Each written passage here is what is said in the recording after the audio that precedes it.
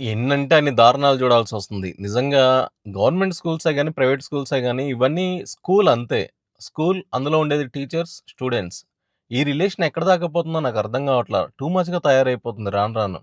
అంటే ఒక 20, 25 years back వరకు గూడా చదువుకున్న వాళ్ళందరూ చాలా హ్యాపీగానే చదువుకున్నారేమో. అంటే పనిష్మెంట్స్ చాలా సివియర్‌గా ఉండేవి గానీ, వాళ్ళంటే ఒక గౌరవం ఉండేది. మిస్‌బిహేవ్ చేసిన సంఘటనలు చాలా తక్కువనే చెప్పాలి పిల్లలతో. ఇప్పుడు చూస్తుంటే మాత్రం సోషల్ మీడియా ఇంపాక్ట్ సొసైటీలో ఏం జరుగుతుందో తెలియట్లేదు గానీ, చాలామంది టీచర్స్ చాలా దారుణంగా ప్రవర్తిస్తున్నారు. ఇక్కడ ప్రాబ్లమ్ ఏంటి? నేను ఎందుకు ఇంత బాధపడుతున్నానంటే, మన చిన్నప్పుడు అంటే అరౌండ్ ఒక 14-16 ఇయర్స్ లోపు మనకి ఏవైతే సంఘటనలు మన జీవితంలో జరుగుతాయో, అవి మన జీవితాంతం ప్రభావితం చేస్తూనే ఉంటాయి. ఇది నిజం. ఎందుకంటే, మన చిన్నప్పుడు ఎలాంటి వాతావరణంలో పెరిగాము, ఎలాంటి మాటలు వింటూ పెరిగాము, ఎలాంటి పనులు చేస్తూ పెరిగాము అనేది మన లైఫ్‌ని డిసైడ్ చేస్తది. అలాంటిది అసలు స్కూల్లోనే అంటే స్కూల్ స్టేజ్‌లోనే ఆడపిల్లలు చదివే గవర్నమెంట్ స్కూల్స్‌లో వాళ్ళని పేరు పెట్టి పిలవకుండా నోటికి ఎలా వస్తే అలా పిలవడం. వాళ్ళని ఎలా అంటే అలా ట్రీట్ చేయడం. చాలా అవమానకరంగా వాళ్ళని చూడడం. చిన్న చూపు చూడడం. ఈటన్నిటికి గురైన ఆ పిల్లలు పెద్దయిన తర్వాత ఎలా తయారవుతారు? ఏ మైండ్ సెట్‌తో ఉంటారు వాళ్ళు? ఇక్కడ కులాలు గాని, మతాలు గాని ఇవన్నీ మెన్షన్ చేసుకుంటూ, అవన్నీ దృష్టిలో పెట్టుకుంటూ, మీరు వాళ్ళని చాలా చిన్న చూపు చూస్తూ, మీరు చెప్పాల్సింది చదువు. అసలు ఆ బోర్డర్స్ అన్ని కులాలు, మతాలనే బోర్డర్స్ అన్ని తీసేయాలి. ఒక ఫ్రెండ్లీ వాతావరణం పిల్లలకి క్రియేట్ చేయాలి. వాళ్ళకొక ఎంకరేజ్‌మెంట్ ఏంటి? అసలు పరిస్థితుల్ని ఎలా ఎదుర్కోవాలి? మీరు పెద్దయిన తర్వాత ఏం సాధించాలి? ఇలాంటి మోటివేషనల్‌గా పిల్లల్ని పెంచుతూ ఉంటే ఎంత గౌరవంగా ఉంటది? అడిగి గుడ్ మార్నింగ్ చెప్పించుకోవాల్సిన అవసరం మీకు రాదప్పుడు. ఎందుకంటే ఇలాంటి మంచి విలువలు, మంచి పాఠాలు నేర్పించిన టీచర్స్‌ని, మంచి మాటలు నేర్పిన టీచర్స్‌ని పిల్లలు జీవితంలో మర్చిపోరు.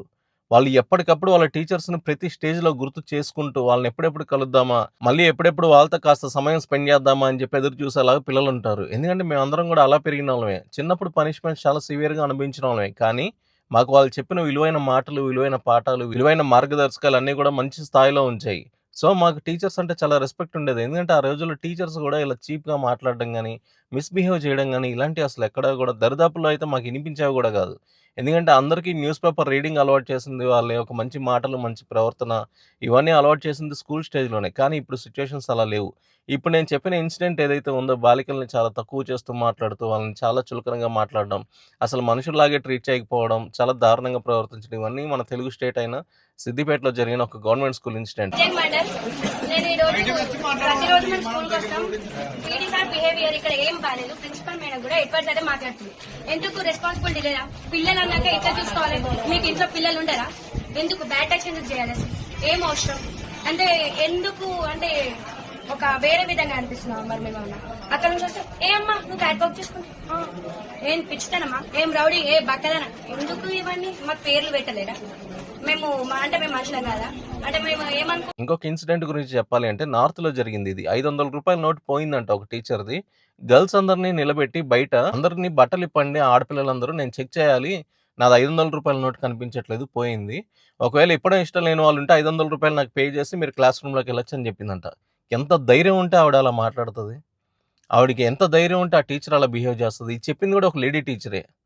నిజంగా ఏమన్నా కామన్ సెన్స్ ఉందా? అసలు ఏం చదువుకుంది? ఏ సంస్కారం ఉందని ఆవిడ ఉపాధ్యాయురాలి పోస్ట్‌కి అర్హత సాధించింది? అసలు నన్నడిగితే తక్షణమే ఇమ్మీడియేట్‌గా ఆవిడ జాబ్ తీసేయాలసల.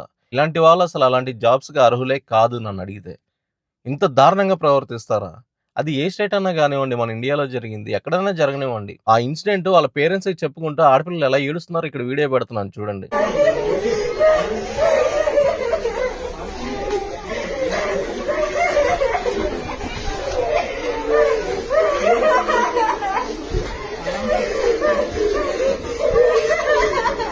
ఎంత దారుణమైన పరిస్థితి ఇది. టీచర్స్ ఇలాంటివన్నీ చేస్తూ ఉంటే ఆ పిల్లల మైండ్‌లో లైఫ్ లాంగ్ ఉండిపోతాయి. వాళ్ళ మీద ఒక అసహ్యం పుడతది. స్కూల్ అంటే ఒక రకమైన పానిక్ సిట్యుయేషన్ క్రియేట్ అవుతది. అసలు ఎందుకు టీచర్స్‌కి సరైన కౌన్సెలింగ్ ఉంటుందా లేదా? ఆ టీచర్స్ మీద సరైన మానిటరింగ్ జరుగుతుందా లేదా అనేది నాకు డౌట్. ఇక్కడ పిల్లల ప్రవర్తన మీద మనం మానిటర్ చేయడం అనేది సెకండరీ గాని అసలు ఫస్ట్ చదువు చెప్పే టీచర్స్ మీద అంటే మేల్ గాని, ఫీమేల్ గాని వీళ్ళందరూ కూడా చాలా దారుణంగా బిహేవ్ చేస్తున్నారు. ప్రతి స్కూల్ మీద అందులో పనిచేసే ప్రతి స్టాఫ్ మీద ఖచ్చితంగా మానిటరింగ్ ఉండాలి అనేది నా పర్సనల్ ఒపీనియన్. ఎందుకంటే వీళ్ళ బిహేవియర్ ఎలా ఉంది? వీళ్ళ మార్క్స్ ఎలా ఉన్నాయి? ఈ స్టూడెంట్స్‌ని అడిగి తెలుసుకోవాలి. మీరు ఈ టీచర్స్‌కి ఎన్ని మార్క్స్ ఇస్తారు? ఔట్ ఆఫ్ ది 5 స్టారో, 10 స్టారో అసలు మీరు ఎన్ని స్టార్స్ ఇస్తారు? వీళ్ళ పెర్ఫార్మన్స్ ఏంటి? మీకు పాఠాలు అర్థమవుతున్నాయా లేదా? మీతో వాళ్ళ ప్రవర్తన ఎలా ఉంది? వాళ్ళు మీకేం చెప్తున్నారు? వాళ్ళు మిమ్మల్ని ఎలా ట్రీట్ చేస్తున్నారు? నిర్భయంగా, నిస్సందేహంగా చెప్పండి అనే ఒక ధైర్యాన్ని ఇచ్చే ఒక టీము ఖచ్చితంగా స్కూల్స్ అన్ని కూడా విజిట్ చేయాలి. ఎల్కేజీ నుండి ఇంటర్మీడియట్ వరకు ఉన్న ప్రతి స్కూల్ అండ్ కాలేజెస్లో ఖచ్చితంగా ఈ మానిటరింగ్ ఉండాలి. ఎందుకంటే అసలు చాలా మంది పిల్లలు చాలా సఫర్ అవుతున్నారు. కొంతమంది పేరెంట్స్కి ఏంటి అంటే వాళ్ళు గవర్నమెంట్ స్కూల్లో మేము వేస్తున్నాం కదా, మళ్ళీ మేము వెళ్ళి అడిగి గొడవ పెట్టుకుంటే ఆ స్కూల్లో మా పిల్లల్ని ఇంకా ఇబ్బంది పడతారేమో, మమ్మల్ని రానివ్వరేమో, మాకు మళ్ళీ ఫ్రీ ఎడ్యుకేషన్ మిస్ అవుతుందేమో అని ఇలాంటి ఒక భయాలతో వాళ్ళు ముందడుగు వేయలేకపోతున్నారు. నిజంగా ఇంత దారుణంగా ప్రవర్తించే టీచర్స్ ఉన్నారు అంటే చాలా అసహ్యంగా అనిపిస్తుంది నాకైతే. కొన్ని చోట్ల టీచర్స్ ఇంత అసహ్యంగా ప్రవర్తిస్తుంటే, కొన్ని చోట్ల మాత్రం కొంతమంది చాలా అంటే వాళ్ళ జాబ్‌ని ఎంత ప్రేమిస్తూ, వాళ్ళకింకా ఆ సబ్జెక్ట్స్, ఆ సిలబస్‌లో లేని మ్యాటర్స్ అంటే ఫర్ ఎగ్జాంపుల్ పిల్లలు మొబైల్స్‌కి ఎలా అడిక్ట్ అవ్వకూడదు, మొబైల్స్ జోలికి వెళ్ళకుండా ఉండడానికి ఏం చేయాలి అనేది ఇక్కడ వీడియో పెడుతున్నాను చూడండి.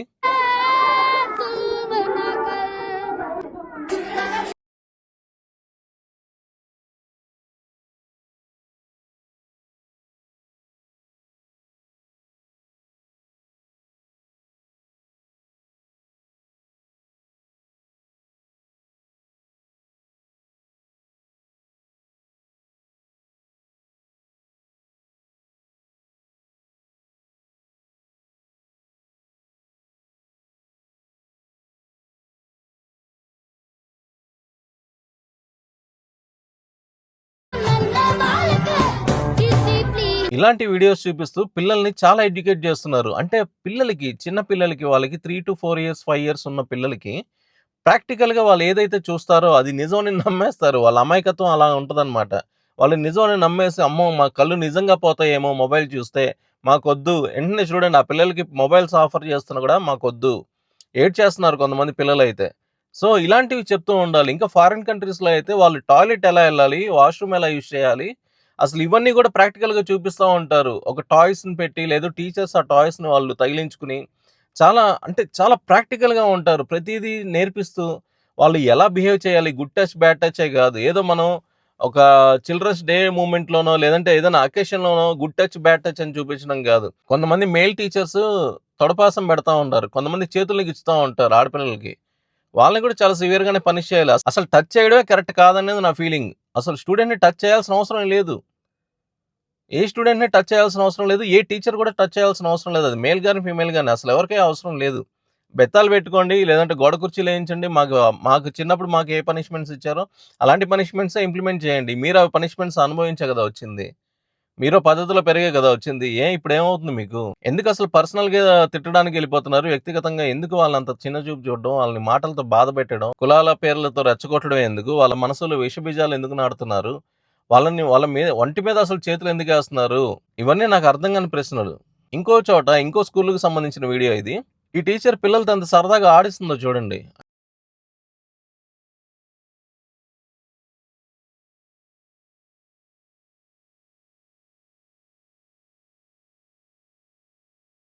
అంటే ఈ టీచర్ ఏం చెప్తుందంటే వాళ్ళకి డైరెక్ట్‌గా గాని, ఇండైరెక్ట్‌గా గాని పిల్లలతో ఒక రకమైన ర్యాపో మెయింటైన్ చేస్తున్నారు ఈవిడ. అంటే ఇలాంటి సంఘటనలను బేస్ చేసుకొని పిల్లలు ఎలా అనుకుంటారంటే, ఈ టీచర్ మనతో ఫ్రెండ్లీగా ఉంటారు. ఈ టీచర్ సరదాగా ఉంటారు. ఈ టీచర్‌కి మనం ఏమైనా చెప్పుకోవచ్చు. అలాంటి వాతావరణం కల్పించినప్పుడు ఆ టీచర్ దగ్గరికి స్టూడెంట్స్ నిర్భయంగా వెళ్తారు. వాళ్ళకేదైనా జరిగినా, వాళ్ళకేమైనా అనుమానాలున్నా, వాళ్ళకేమైనా ఆపదలొచ్చినా, వాళ్ళకేమైనా అవసరాలున్నా క్వెషన్స్‌లో గాని, అంటే పాఠాల్లో గాని, నిజ జీవితంలో గాని వాళ్ళకేమైనా ఎదురైతున్నా గూడా ఇంట్లో ఒకవేళ చెప్పుకోలేని సందర్భం వస్తే ఇలాంటి టీచర్స్ దగ్గరికెళ్ళిపోతారు పిల్లలు. ఎళ్ళిపోయి మేడం నాకిలాంటి సమస్యుంది. మేడం నాకిది ఎదురైంది. మేడం నాకిలాంటి ప్రాబ్లమొచ్చింది. ఎలా సాల్వ్ చేయాలి? మేడం మీకు కాబట్టి చెప్తున్నాను మేడం. ఈడిలా చేస్తున్నాడు. లేతే ఈ అమ్మాయి ఇలా చేస్తుంది. లేదంటే ఆ సార్ ఇలా చేస్తున్నారా? మేడం ఇలా చేస్తుంది. ఇవన్నీ చెప్తారు. సో, ఇలా బిహేవ్ చేయడం కూడా ఒక రకంగా చాలా మంచిది. ఎందుకంటే మా చిన్నప్పుడు ఇంత ఫ్రెండ్లీ టీచర్స్ అసలు లేరు. కొన్ని చోట్ల ఏమో కొంత మంచిగా ఉంటున్నారు. కొంతమంది చాలా ప్రాక్టికల్‌గా వాళ్ళ జాబ్‌ని ప్రేమిస్తూ, పిల్లలకి ఒక మంచి భవిష్యత్తు ఉండాలి అని చెప్పేసి వాళ్ళు చాలా ఇదిగా వాళ్ళు పాఠాలు చెప్పడం గాని, ఇలా ఆడించడం గాని, ఆట పాటల్లో ప్రాక్టికల్‌గా ఉండడం గాని, వాళ్ళతో చాలా నీట్‌గా చూసుకునంటే కొన్ని చోట్ల మాత్రం చాలా వరస్ట్‌గా ఉంది. ఇప్పుడు నేను చెప్పిన మీ 2 ఇన్సిడెంట్స్ మంచివి ఏవైతే ఉన్నాయో, ఆ 2 ప్రైవేట్ స్కూల్స్‌లో జరిగాయి. ఫస్ట్ చెప్పిన 2 బ్యాడ్ ఇన్సిడెంట్స్ ఏవైతే ఉన్నాయో, అవి గవర్నమెంట్ స్కూల్స్‌లో జరిగాయి. ఇప్పుడు చెప్పండి మీరు లక్షల లక్షల ఫీజులు అప్పులు చేసైనా సరే ఎందుకు కడుతున్నారనుకుంటున్నారు పేరెంట్స్? గవర్నమెంట్ స్కూల్ టీచర్స్‌కి, గవర్నమెంట్ టీచర్స్‌కి అసలు మానిటరింగ్ ఉందా? ఏం జరుగుతుంది? వ్యవస్థ అసలు ఎటుపోతుంది? విద్యా వ్యవస్థ మాత్రం నిజంగా చెప్తున్నాను ఇండియాలో చాలా దరిద్రంగా ఉంది. అది ప్రతి స్టేట్‌లో కూడా అలాగే ఉంది. ఎస్పెషల్లీ గవర్నమెంట్ స్కూల్స్‌లో అయితే నిజంగా చెప్తున్నాను చాలా దారుణాతి దారుణంగా ఉంది. పెట్టడానికి పబ్లిసిటీస్‌కి మాత్రం చాలా వండర్‌ఫుల్‌గా చూపిస్తారు. బాగా పెద్ద ఎత్తున పబ్లిసిటీలు చేస్తారు గానీ, అక్కడ మానిటరింగ్ లేకుండా ఇలాంటి ఇన్సిడెంట్స్ జరుగుతుంటే మాత్రం నిజంగా ఆ పేరెంట్స్ గుండెలు పగిలిపోతా ఉంటాయి. అంతంత ఫీజులు అప్పులు చేసి కూడా కట్టలేని వాళ్ళకి గుండెలు పగిలిపోతా ఉంటాయి. ఏం చేయాలో వాళ్ళకి అర్థం కాదు. ఆ స్టూడెంట్స్ మనసుల్లో మాత్రం ఒక చెదరని ముద్రలా పడిపోతూ ఉంటాయి. ఆ టీచర్స్ మీద అసహ్యం అలాగే పెరిగిపోతది. వాళ్ళు పెద్దయ్యాక అసలు ఎలా తయారవుతారో తెలీదు. మంచి చెడు చెప్తూ వాళ్ళకి ఒక సన్మార్గంలో పంపించి వాళ్ళకి మంచి భవిష్యత్తు ఇవన్నీ చూపించి మార్గనిర్దేశకం చేయాలి గానీ, ఇలాంటి మాటలు, ఇలాంటి చేష్టలు చేసి వాళ్ళకసలు చదువంటేనే అసహ్యం పుట్టి, స్కూల్ అంటేనే అసహ్యం పుట్టి, ఆ టీచర్స్ మీద గౌరవం పోయి వాళ్ళంతా ఎలా తయారవుతారు? ఇదంతా ఎందుకు ఆలోచించలేకపోతున్నారు? ఇలాంటి కౌన్సెలింగ్ సెషన్స్ ఎందుకు టీచర్స్‌కి పెట్టలేకపోతుంది గవర్నమెంట్? ఎందుకు మానిటర్ చేయలేకపోతుంది అనేది నాకు అర్థం కాని ప్రశ్న. ఇలాంటి సందర్భాల్లో మాత్రం దయచేసి పేరెంట్స్ ఇనిషియేటివ్ తీసుకోవాల్సిందే. ఎందుకంటే ప్రతి వారానికి, 2 వారాలకి ఖచ్చితంగా స్కూల్‌కెళ్ళండి. అడగండి. ఏంటి ఎలా చదువుతున్నాడు మా వోడు ఏంటి? మా వోడికి టీచర్స్‌తో ఏమైనా ఇబ్బంది ఉందా? ఏరా ఏమైనా ఉందా? ఈ టీచర్స్ అందరూ బానే చెప్తున్నారా? ఎవరిదైనా ప్రాబ్లమ్ ఉందా? వాళ్ళ ముందే అడగాలి. ఏం చేయలేం ఇంకా. ఎందుకంటే ఈవెన్ దో పోనీ కనీసం ఇంటికొచ్చిన తర్వాతైనా పిల్లల్ని అడగాలి. ఏరా స్కూల్‌లో ఏం జరుగుతుంది? ఏమ్మా స్కూల్‌లో ఏం జరుగుతుంది? అంతా ఓకేనా? ఏమైనా ప్రాబ్లమ్ ఉంటే నాకు చెప్పు నేను చూసుకుంటా. నేను మాట్లాడతా అనే ధైర్యం ఇంట్లో అన్నా ఇవ్వండి కనీసం. పేరెంట్స్ ఏదో భయభ్రాంతులకు గురైపోయి ఏదో గవర్నమెంట్ ఇచ్చే పథకం కింద దాన్ని చూడకండి. గవర్నమెంట్ స్కూల్స్ అంటే అది మీ రైట్. కొన్ని లక్షల మంది కట్టే ట్యాక్స్‌లని బట్టి గవర్నమెంట్ స్కూల్స్ గాని, గవర్నమెంట్ కాలేజెస్ గాని రన్ అవుతాయి. వాళ్ళకి జీతాలేం పుణ్యానికి ఇవ్వట్లేదు. ఏ గవర్నమెంట్ అధికారి కూడా పుణ్యానికి జీతం తీసుకోవట్లేదు. వాళ్ళు ట్యాక్స్ రూపంలో ప్రజల నుంచి తీసుకుంటున్న డబ్బుని గవర్నమెంట్ ఉద్యోగస్తులకి, గవర్నమెంట్ స్కూల్స్‌కి, గవర్నమెంట్ పథకాలకి వెచ్చిస్తారు. ఇది మాత్రం దృష్టిలో పెట్టుకొని మీరు ధైర్యంగా ఉండండి. పేరెంట్స్ గవర్నమెంట్ స్కూళ్ళలో, గవర్నమెంట్ కాలేజీలో చదివే పేరెంట్స్ ధైర్యంగా ఉండి, ఇలాంటివి వచ్చినప్పుడు ఖచ్చితంగా ధైర్యంగా ఫేస్ చేయండి. పిల్లల్ని మీరే వారానికి ఒకసారి, 2 వారాలకు ఒకసారి ఖచ్చితంగా మానిటర్ చేసుకోండి. లేదంటే ఇలాంటివి పెరిగి పెద్దయిపోతాయి. ఇప్పుడు నేను చెప్పిన ఇన్సిడెంట్స్ కూడా ఏదో ఒక్కరోజు, 2 రోజుల విషయం కాదిది. సంవత్సరాల తరబడి వాళ్ళు అనుభవిస్తున్న వ్యధ. సో, పిల్లలకి పేరెంట్స్ బాగా ధైర్యంగా ఒక బ్యాక్ బోన్‌లా ఉంటారని ఆశిస్తూ సెలవు తీసుకుంటున్నాను. ఈ వీడియో మీద మీ ఒపీనియన్‌ని కామెంట్ రూపంలో మెన్షన్ చేయడం మర్చిపోవద్దు. వీడియో నచ్చితే లైక్ చేయండి, షేర్ చేయండి, ఛానెల్ సబ్స్క్రైబ్ చేసుకోండి. Thank you. జై హింద్.